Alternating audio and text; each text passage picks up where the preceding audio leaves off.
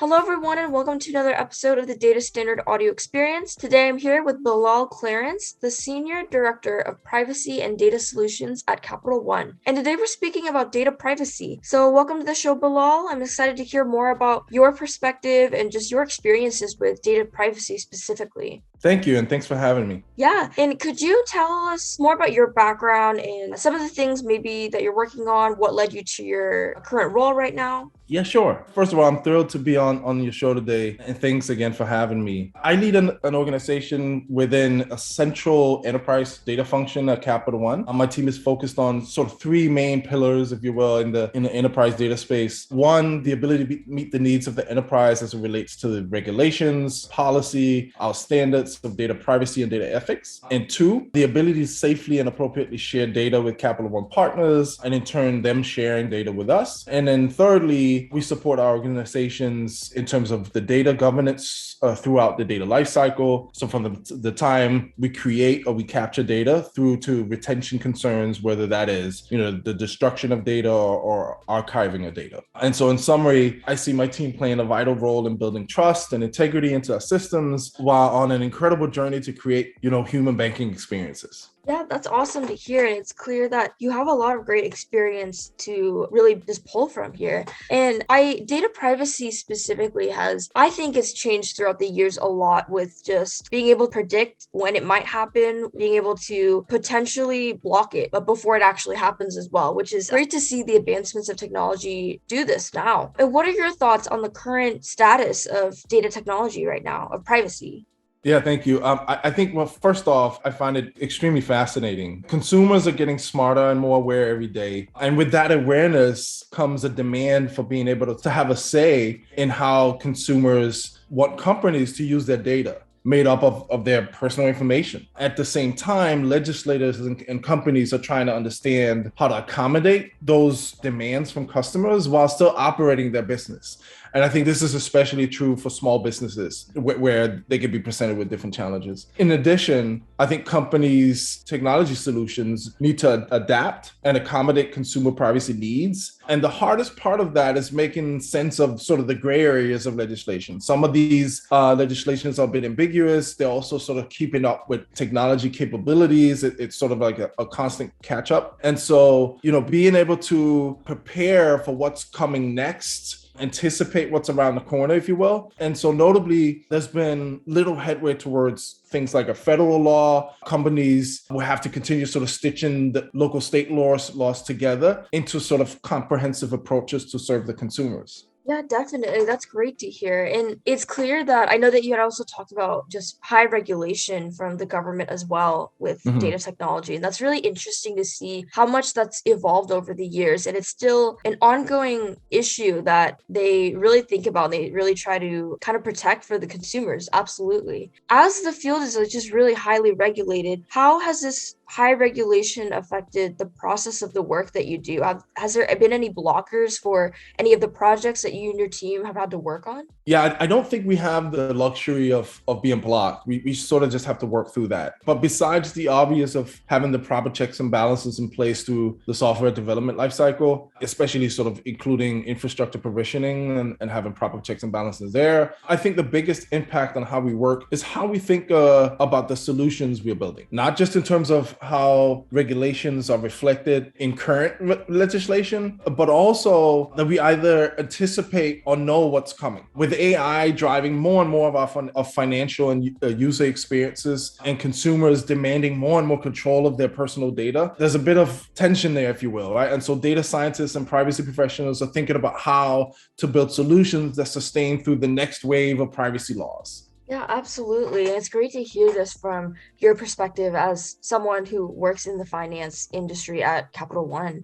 And what are some ways that you are enriching a customer's banking experience? Well, at Capital One, we have a central focus and are investing heavily on machine learning and AI and real-time experiences for our customers. Specifically, my team, as mentioned, we're trying to anticipate how regulations play into building the proper governance controls throughout the data lifecycle. Ironically, though, a comprehensive solution or approach to that will absolutely include machine learning capabilities as well. We do inferences on data, discovery of data, and things like that. we want to impact how we think about building, supporting solutions across the enterprise to ensure that we continue to build trust and integrity into our human banking experiences. This includes building solutions and also education through the partnership and collaborations that we have as an organization. Yeah, definitely. And I know that you must do a lot of things in your line of work as a leader and just working with the team on different projects to just really enhance this customer banking experience.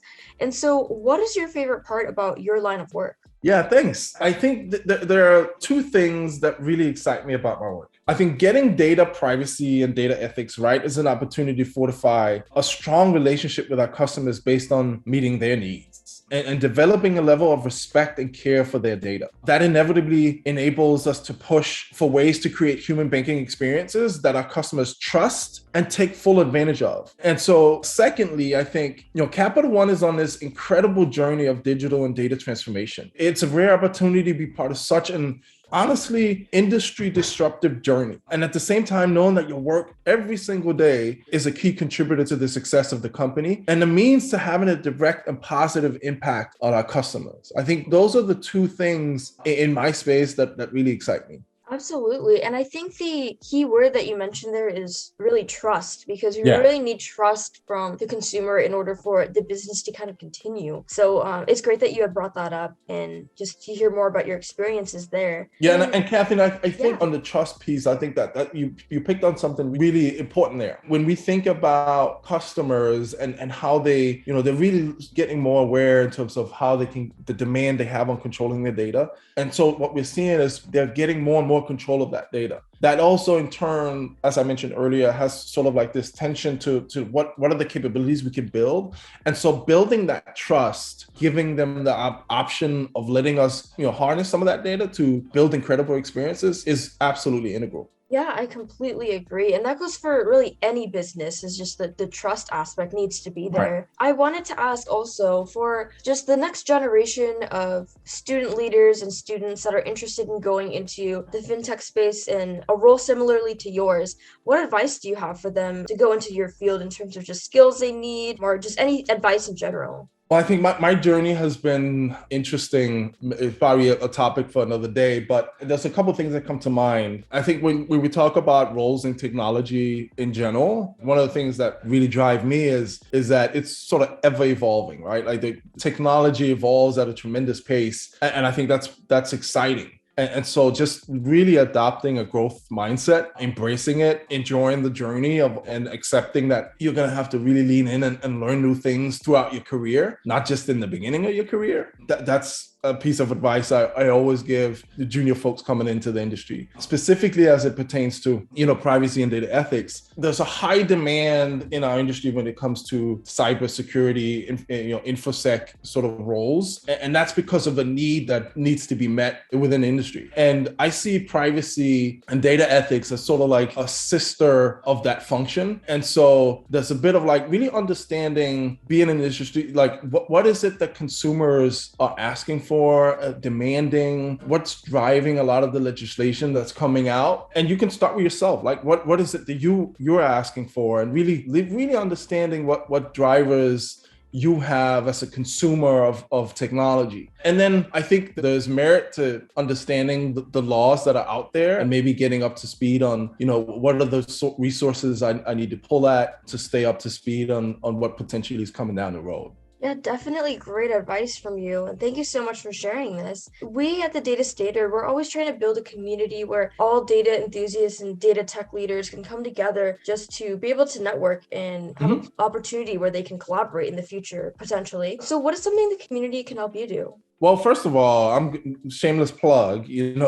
I've mentioned we're on an incredible journey. We need smart and passionate people in the data community to join us on that journey. I'm hiring for data engineers, software engineers, and we have plenty of data scientist roles open that my team partner closely with. And so please reach out if you're interested in coming along for this incredible ride and fun ride, quite frankly, that we're on. I guess that's sort of like my plea here. Feel free to reach out. Love to hear from you. Yeah, perfect. And where can everyone find you online? Well, I'm on LinkedIn. I'm on Twitter, but not very active. But those are probably LinkedIn is where I'm most active day to day. Yeah, Perfect. Thank you so much, Bilal, for joining me today. It was so great to have you on the show, and I look forward to just hearing you speak again in the future with us. Thank you so much for having me. It was a pleasure.